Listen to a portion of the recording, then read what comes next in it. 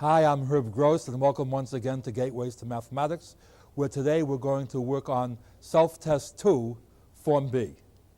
And basically, I will give you the same admonition before each of these exercise sets. Make sure that before you watch me do Form B for you, no matter what module we're doing, that you have at least tried all the problems in Form A first. That way, you'll get the maximum value from my comments and the commentary. And without any further admonition, let's go over to the board and let's see how these 10 problems go, okay? So today, this is going to be the solution set for Self-Test 2, Form B.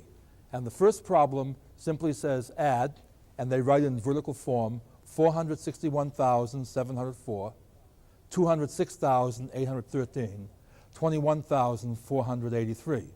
And notice again, since we always assume in addition that the numbers are adjectives modifying nouns, we have to line these up from the left. In other words, when you say that 3 and 3 is 6, you have to say what? 3 ones and 3 ones are 6 ones.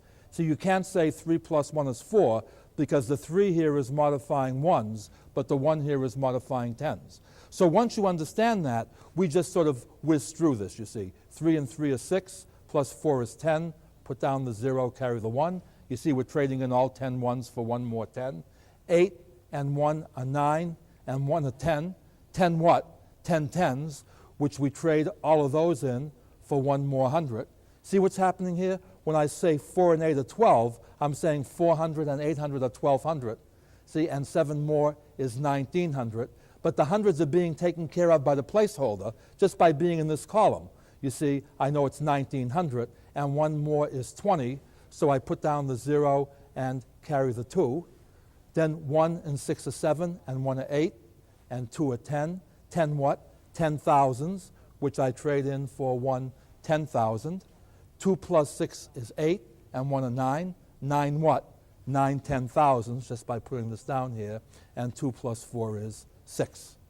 And notice, by the way, the 6 was the most important digit, and the way we usually do this, I find the most important digit last. In other words, when I'm the tiredest and I'm in best danger of making a mistake, I'm going to make it in the column that counts the most. That's why later on we're going to find ways to estimate these sums. But what I'd like you to get used to is when you see a problem like this, look at this number over here. It's more than 400,000. This is more than 200,000, so the answer is more than 600,000. And this is less than 100,000, so we're in the 600 to 700,000 range. I want you to get a feeling, what I call a number sense for this. Problem number 2 is exactly the same type of problem as number 1, only for 2 slight differences. The first is, to get you used to the vocabulary, I use the word sum, S-U-M, which indicates what? The answer to an addition problem rather than to tell you to add. And the second thing is, I use the horizontal form rather than the vertical form. And the danger with the horizontal form is that you may misread the nouns that the adjectives modify.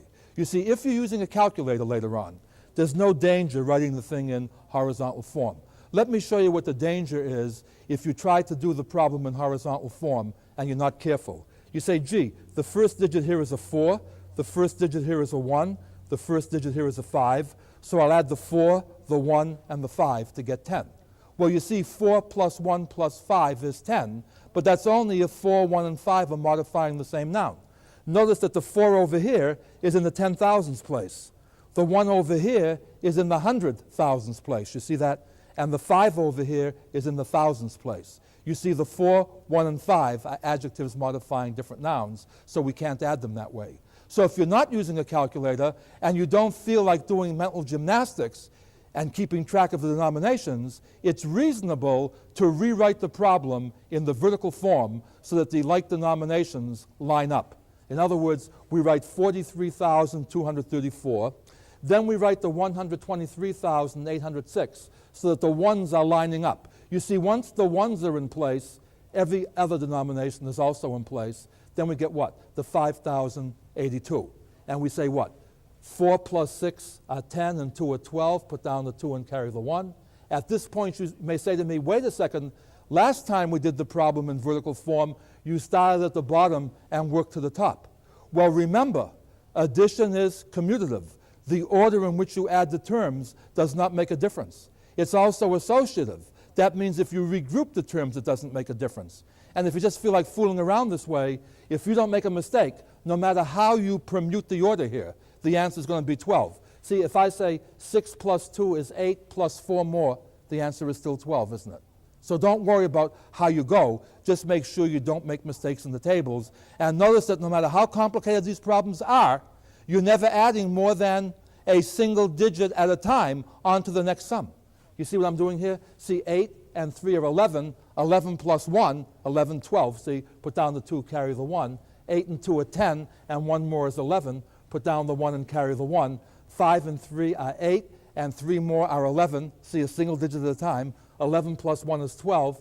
Put down the 2 and carry the 1. 2 plus 4 is 6, and 1 is 7. Put down the 7, and then the 1 over here. The answer is 172,122. You start to see a number sense to this. You get a feeling for it.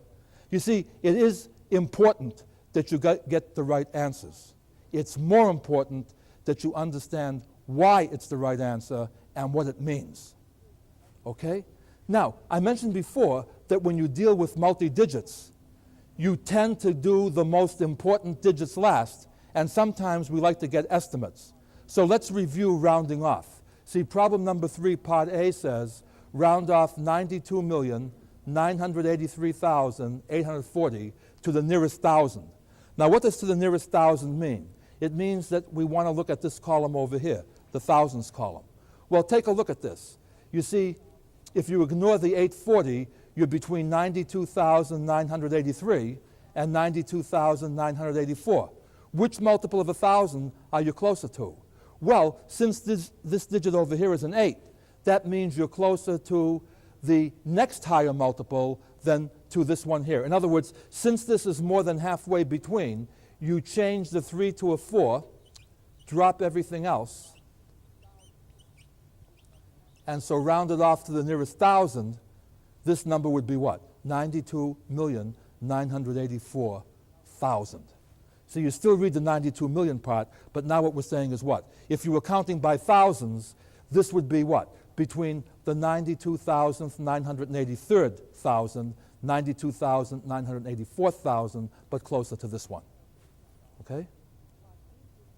So I round this off to the nearest thousand. Part B gives me the same number, but it says round off to the nearest million. Now you see, where's the million place? The million place is over here. See, units, thousands, millions. This is 1 million, this is 10 millions. So I want to round this off to the nearest million. You see, what this says is, if I'm counting by millions, I eventually get to 92 million, don't I? This number here is more than 92 million.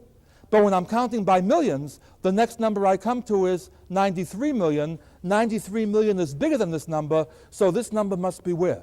Between the 92nd multiple of a million and the 93rd multiple of a million. But now, which one is it closest to? Well, the fact that this is a 9, that's more than halfway. It means that I'm closer to the next multiple than to the 92. So what do? I change the 2 to a 3, and then replace all the other digits by zeros.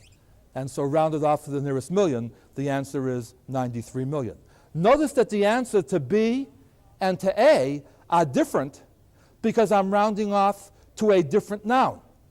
You see, what happened in part B is I was ignoring more digits, so the answer came out simpler. In other words, the more digits I ignore, the less non-zero digits I have. See, this was all the way out to the nearest million, so I could ignore these first 6 places. This one up here, on the other hand, was to the nearest thousand, so I had 5 digits to worry about. And now to complete problem number 3, suppose I say round off this same number, 92,983,840, to the nearest 10 million. You see, this is the 10 millions place. See, this is the millions, 1 millions, 10 millions. How many 10 millions do I have? You see, I have 9 10 millions. This is a little bit tricky, and I just thought I'd like to show you a different way of seeing this.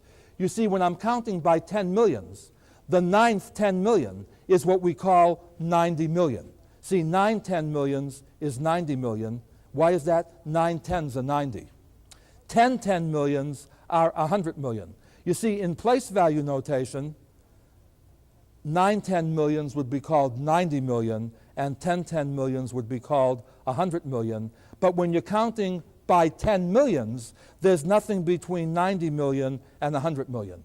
And what number is halfway between 90 and 100? It's 95. So this number here is the halfway point. Now, what number are we dealing with? We're dealing with 92,983,840. And where is that number? That's between 90 million and 95 million. In other words, the way we do this, I'm going to review the short way, but I just wanted you to see on one of these problems what you're really doing here. See, what you're really showing is that when you count by 10 millions, 92,983,840 is between 90 million and 100 million.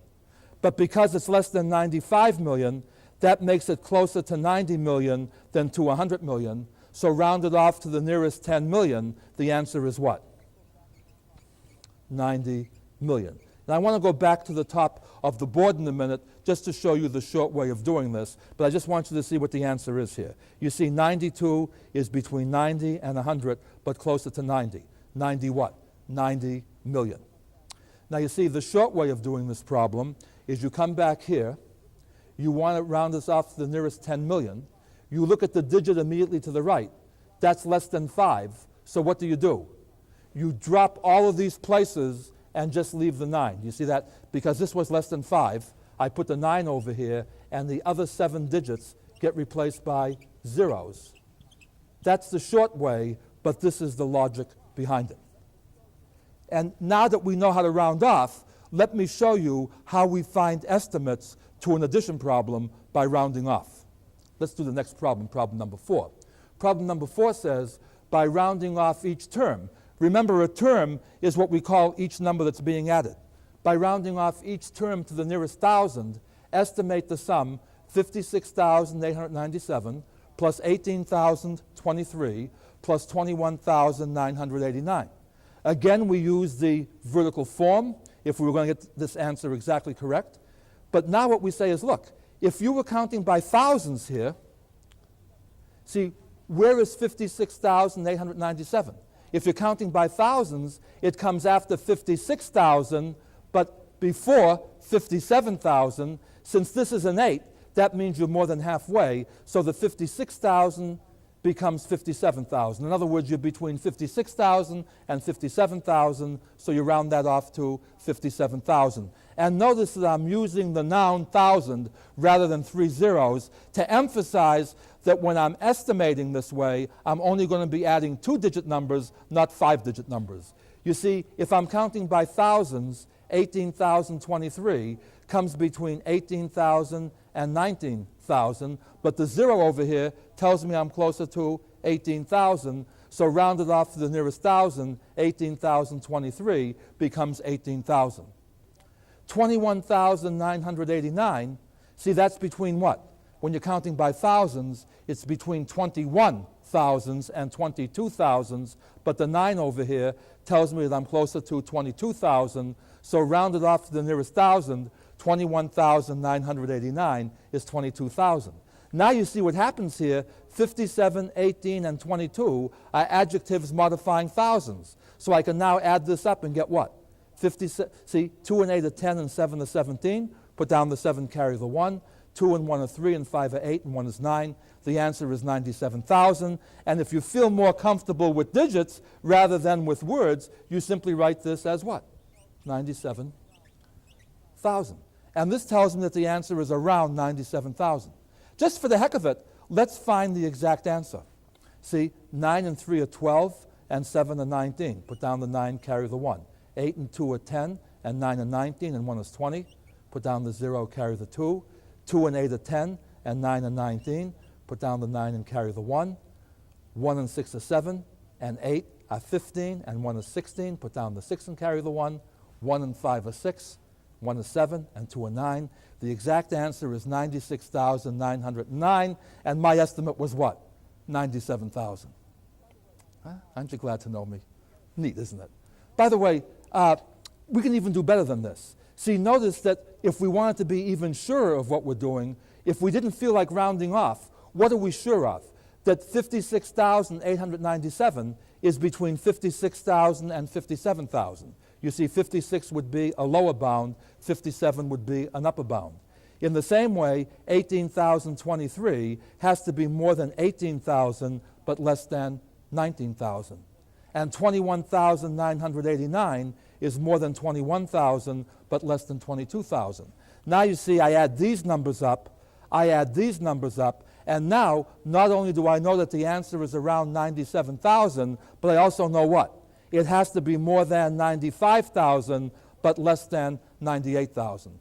In other words, no matter what kind of a mistake I made, if I wound up with an answer that was less than 95,000 or more than 98,000, no matter what the right answer is, I would know that my answer was wrong. Now, the biggest flack that I get in trying to teach people to round off is they say to me, look, I can understand where people would round off in the pre-calculator days. But now that we have calculators, why even round off? Just punch the digits in, no matter how many there are, and get the exact answer. Well, the problem is that sometimes you are dealing with a number of digits that either the calculator can't handle, or which there are so many of that even if the calculator can handle it, you tend to make careless mistakes. Just like on a typewriter, you want to type an E and you hit an R by mistake. Or you want to type an A and you hit a Q. I used the wrong hand. Whatever it happens to be. You see what I'm saying? You can always make what we call transpositional errors. So to help you get used to this, the next problem gives us lots and lots of digits, but it's technically the same problem that we just dealt with. It says by rounding off each term to the nearest trillion, estimate the sum 5,299,760,998,778. Heck, that's taking me a long time just to pronounce. What a messy problem this is.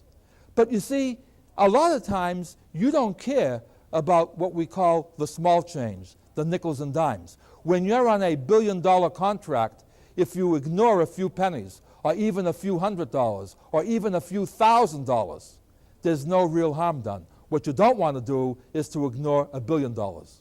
So basically what we do is, you would count by saying what? This is the units, thousands, millions, billions. Here's the trillions place. So how many trillions do we have here? Counting by trillions, this would be more than 5 trillion, but less than 6 trillion. So rounded off, this would become what? 5 trillion. Looking over here, this is between 3 and 4, but the fact that this is a 9 means that we're closer to the 4. So if we round it off over here, this would round off to 4 trillion.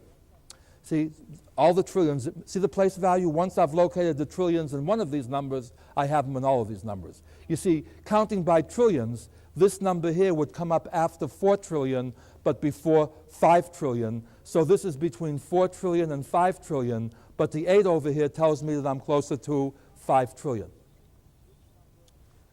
Counting by trillions, this number is more than 2 trillion, but less than 3 trillion.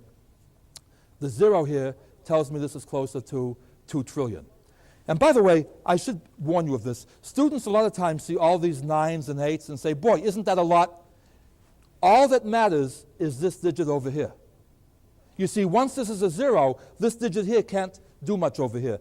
If you don't see what I'm saying here, think of it in terms of money. See, $2.10 is more than $2.09. You see, the 9 over here doesn't offset the 1 over here. So you've got to be very, very careful about that. But by the way, to show you what we really did over here, and why this is really the same as the previous problem, without even looking at this number over here, I could say right away that it was what? Between 5 trillion and 6 trillion. This number was between 3 trillion and 4 trillion. This number was between 4 trillion and 5 trillion. This number was between 2 trillion and 3 trillion. And so what I did was I tabulated what I call the lower bounds. See the answer that's too small, the lower bound, and the upper bound. See, in other words, the first number was between 5 and 6 trillion, but closer to 5. The second number was between 3 and 4 trillion, but closer to 4. The third number was between 4 and 5 trillion, but closer to 5. The fourth number was between 2 and 3 trillion, but closer to 2. Now you see, look what happens. with the noun being taken care of by the word trillion, to get the estimate here, I just have to add these 4 single digits. 5 and 4 are 8, and 4 are 12, and 2 are 14. 14 trillion is too small to be the right answer. 6 plus 4 is 10, plus 5 is 15, plus 3 is 18. 18 trillion is too big to be the right answer. And rounded off, I get what? 5 trillion and 4 trillion is 9 trillion, and 5 more is 14, and 2 more is 16. And so now I know what? That the correct answer to this problem, no matter what else, has to be between 14 trillion and 18 trillion, but closer to 16 trillion. And I don't have the time, and if I did have the time, I don't find it exciting to find the exact answer to this problem. But if you'd like to see how it works, why not take a few seconds, well, maybe more than a few seconds, add the whole thing up and see if the answer comes out in the right range. And if it does, you'll see the beauty of making a fast estimate. And if it doesn't, you'll even see the beauty more, because the fast estimate will warn you that you've made a mistake. All right? Well, so much for reviewing addition. Let's now get on to reviewing subtraction. And by the way, just one more remark before I do that. Notice again the psychological difference between writing 16 trillion, in which the only adjective you see is 16. You see, the word trillion takes care of the rest. Versus writing what? No units, no thousands, no millions, no billions, but 16 trillion. You know, if somebody wants to show you that they're spending a little bit of money, they're never going to write the budget as $16 trillion this way. Those zeros look scary.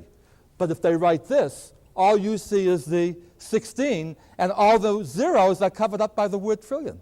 And you don't even notice that sometimes. Notice, in other words, the psychological impact of the place value notation versus the adjective noun notation. Okay, at any rate, the next problem says write 84,015 minus 9,867 as a place value numeral. Now, the first thing that happens over here is that most people say, what the heck is he talking about? What does he mean, write this as a place value numeral? Well, the point is that this is a place value numeral and this is a place value numeral. You see, this is one number and this is another number. These are what? Altogether 2 numbers. But the difference of 2 numbers is only one number. You see, what I'm really saying is, what's the answer to this problem written as a place value numeral? And I guess to show you this with an easier thing, see, 6 is one number and 4 is one number. 6 and 4 are 2 different numbers, is that correct? But when I put a minus sign in front, 6 minus 4 is only one number. What number is it? The number which, when you add it to 4, gives you 6. So I just want you to get used to that. See, 6 is one number, 4 is another number, but 6 minus 4 names the same as the single number 2. And so all this is really asking you to do is to take 84, in the vertical form, is to take 84,015 and subtract 9,867. And you remember how we do this? We can't take 7 from 5, so we go to the tens place. We take the 1 10 that we have, trade that in for 10 ones. So now we have no 10s and 15 ones. 7 ones from 15 ones is 8 ones. See, we write that 1 very small, so it looks like it's still in the ones place. You don't want to create, remember we said only 1 digit per place value column? See, the 1 is written small and very close to the 5 to create the illusion that it's still in the ones place. Now you can't take 6 from 0, so again you want to trade in. You have no hundreds to trade in, so you go to the thousands place. You trade in one of your thousands, leaving you with 3. What do you trade them in for? 10 hundreds. Well, that means just put a 1 in front here. Now you take one of your 10 hundreds, leaving you with 9. Trade that 1 in for 10 tens. Now you can say what? 6 from 10 is 4, because 4 plus 6 is 10. 8 from 9, in other words, 9 take away 8 is 1. Now you can't take 9 away from 3, but what you can do is go to the next place, trade in one of these, which happens to be 10 thousands, but that's not important. You see, whatever you take in one column is worth 10 in the column immediately to the right. This leaves you with what? 7 10 thousands, but 10 more thousands. And to add 10 onto 3, you just put a 1 in front of the 3. That's what the word 13 means. Teen means plus 10.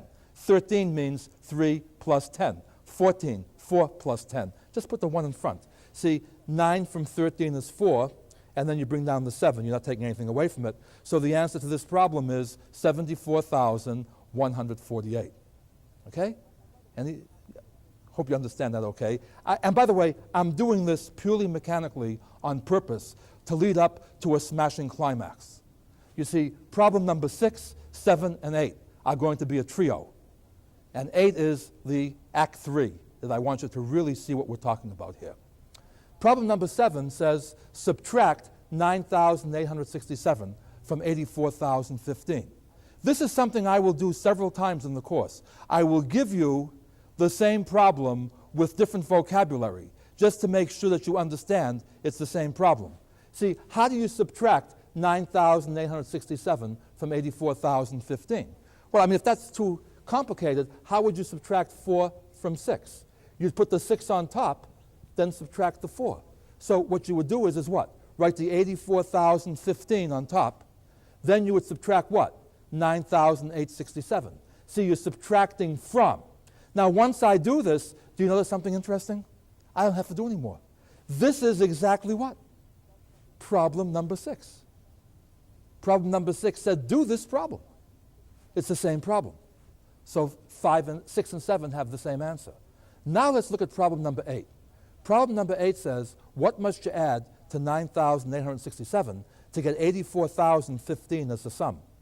Again, be careful here. If you read this too fast, what does this problem sound like?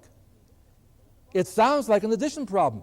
See, look at the buzzwords. What must you add to get something as the sum? But if you read this thing carefully, it doesn't say what happens if you add 9,867 to 84,015. It says, what must you add to 9,867 to get 84,015 as the sum? You see, because the blank is on the same side as the plus sign, this may look like an addition problem, but it's really what? A subtraction problem. And again, if these things confuse you, just put in smaller numbers. If you had 4 plus blank equals 6, the answer to that problem is what? Not 10, it's 2. And how'd you get the answer? You subtracted the 4 from the 6. So the interesting point is, to do problem number 8, you've already done that when you did problem 6 and 7. In other words, the amazing thing is, if I were to now add up these two numbers, that would give me this one. Let's just check it out. Do you see what I'm saying here? See, 8 plus 7 is 15, carry the 1. 4 and 6 are 10, and the 1 you carried are 11. Okay, carry the 1. 1 and 8 are 9, and the 1 that you carried is 10. Put down the 0, carry the 1. 4 and 1 are 5, and 9 are 14. Put down the 4 and carry the 1. 7 and 1 are 8. In other words, 74,148 is the number you must add to 9,867 to get 84,015 as the sum. You see the difference? You see that? And by the way, suppose you hadn't done problem 6 and 7 first. Could you have done this problem as a pure addition problem? And the answer is yes. Namely, what you could have said is, look, this is what we call the change-making method. I'll start with 9,867 and see what I have to add on to this to wind up with 84,015. Well, see, to get from 67 to 75, you have to add on 8. Okay? To get from 875 to 915, you have to add on 40. To get from 9,915 to 10,015, you have to add on 100. And to get from 10,015 to 14,015, you have to add on 4,000. Okay? And to get from 14,015 to 84,015, you have to add on what? 80,000. So altogether, you've added on what? 84,000. I'm sorry, you have to add on 70,000. To get from 14 to 84, you add on 70. And so altogether, I've added on what? 74,148, which is exactly the same answer I got this way. And again, let me remind you that when I figured out what to add on to 9,867 to get 84,015, I happened to pick the way that gave me one digit at a time. See, I first got the 5, then the 1, then the 0, then the 4, then the 8. Any way I do this problem in which I don't make a numerical error is correct. In other words, in terms of making change, I could have started by first adding 3 onto 9,867 to get 9,870. Then I could have added on 30 more to get 9,900. And I'm keeping track of what I'm adding on over here, you see. Then I add on another 100 to get 10,000. Then I add on 70,000 to 10,000 to get 80,000. And then from 80,000 to 84,015, I have to add on 4,015. So if I now add up all the numbers I had to add on to 9,867 to get 84,015, I still wind up with what? 74,148. The exciting thing about a math problem is that if it's well defined, there may be only one right answer, but never only one right method.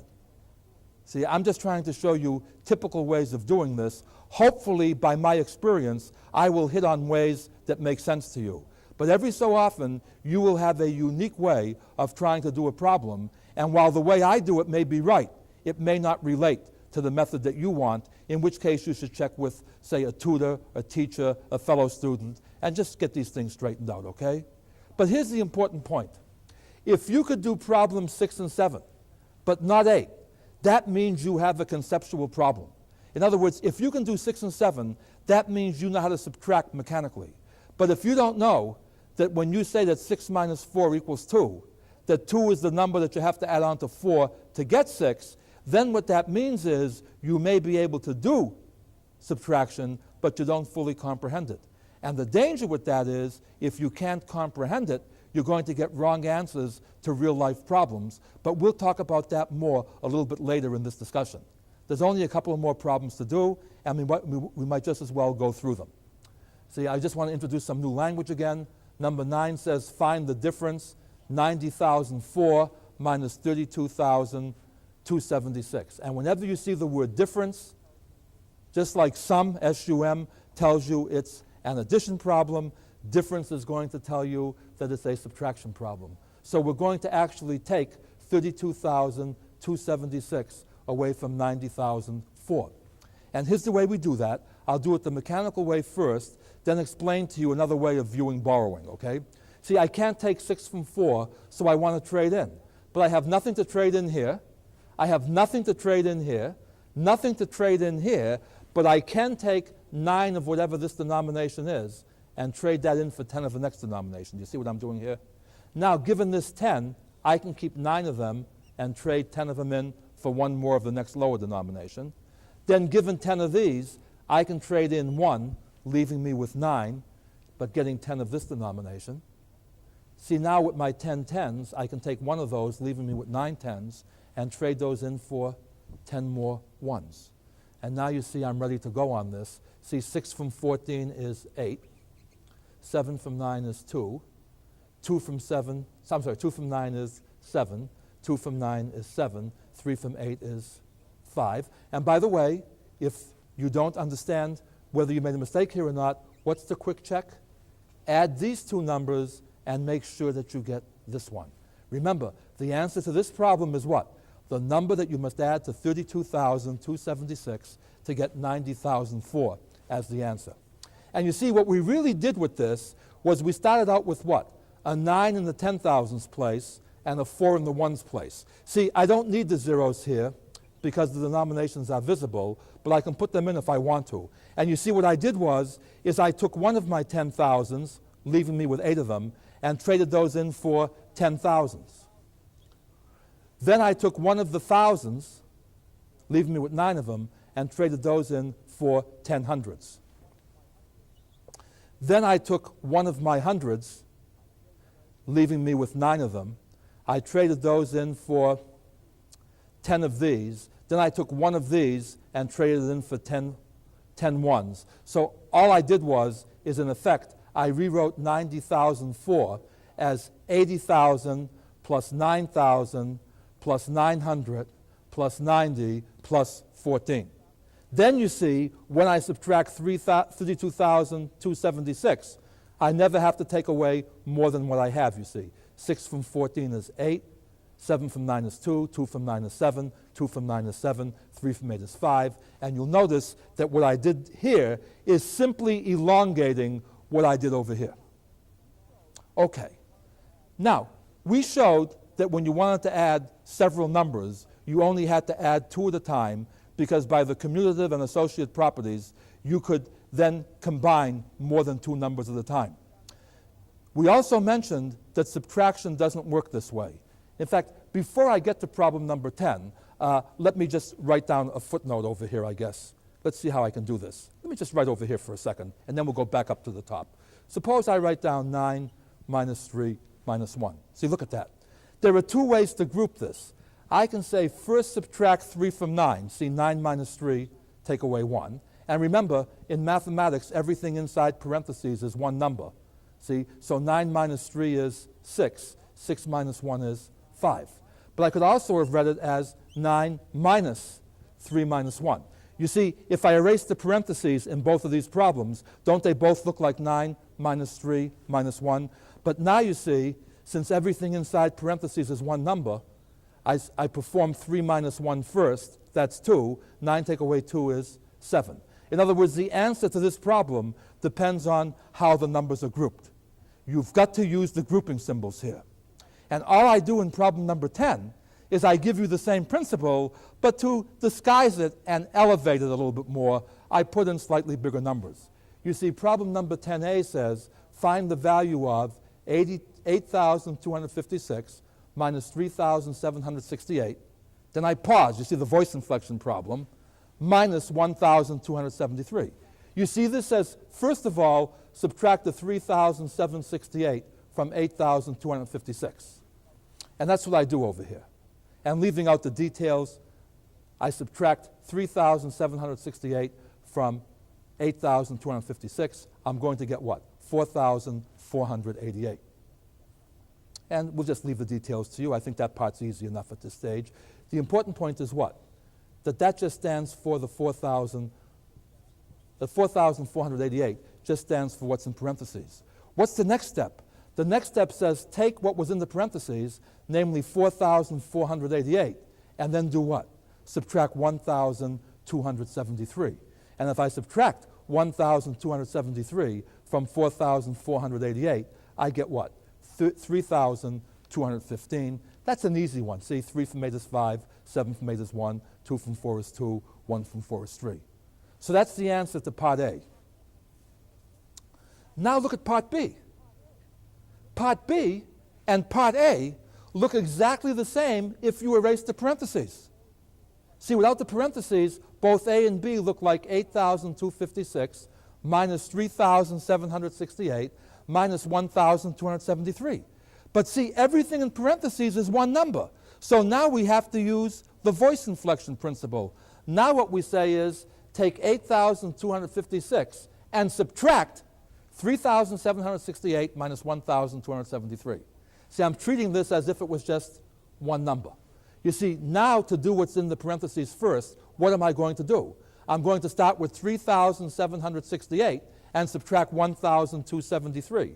If I subtract 1,273 from 3,768, you see what happens over here? 3 from 8 is 5, 7 from 16 is 9, 2 from 6 is 4, 1 from 3 is 2. Notice as we go along here, I become a little bit more debonair about borrowing. I assume that once I teach you this, we can go faster the next time. All I said here was what?